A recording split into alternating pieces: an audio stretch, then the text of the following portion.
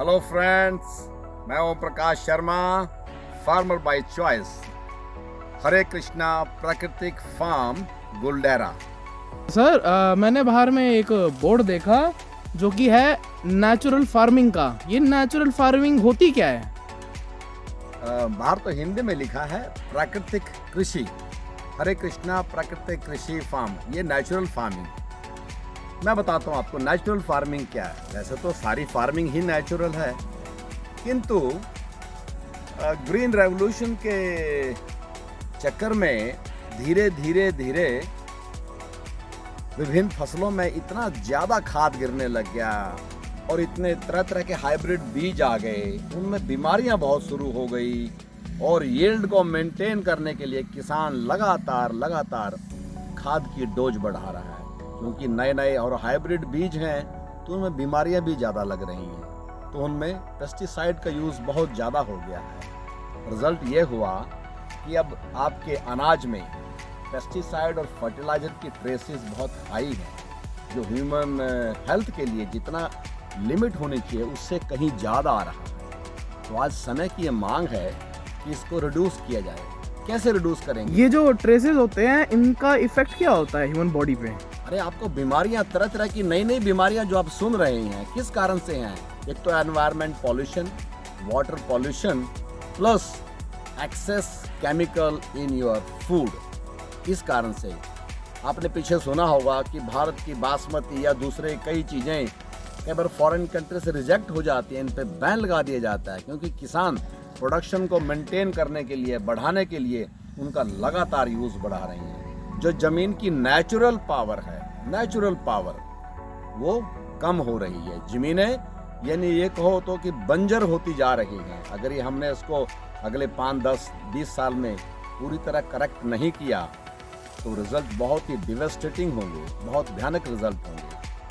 जब बॉडी पे इतना इफेक्ट होता है तो ये हम कह सकते हैं कि ये जनरेशन वाइज चल सकता है।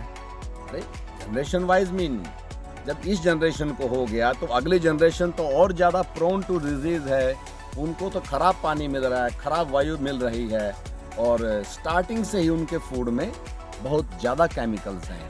इसी बात को ध्यान में रखते हुए भारत सरकार ने एक मुहिम चलाई है कि प्राकृतिक कृषि को बढ़ावा दिया जाए। आजकल आप प्रधानमंत्री को, गृह मंत्री को और विभिन्न लोगों को इस बारे में अक्सर सुनते हैं।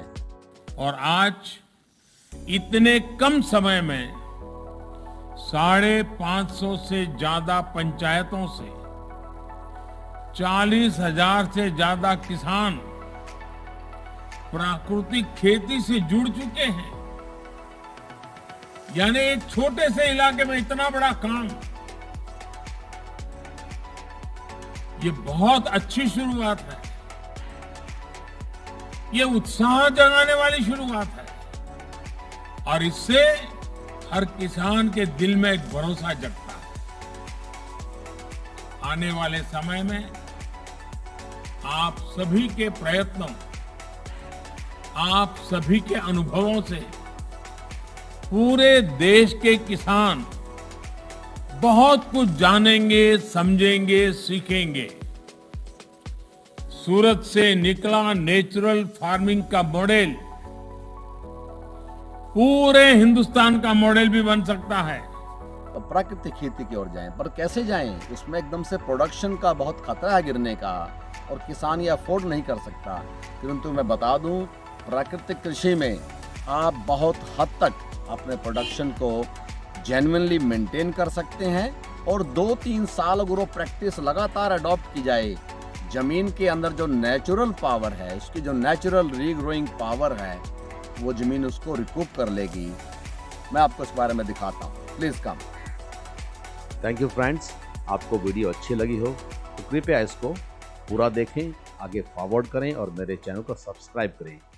प्राकृतिक कृषि को पूरा जानने के लिए आपके स्क्रीन पर वीडियो नंबर 2 को क्लिक करें।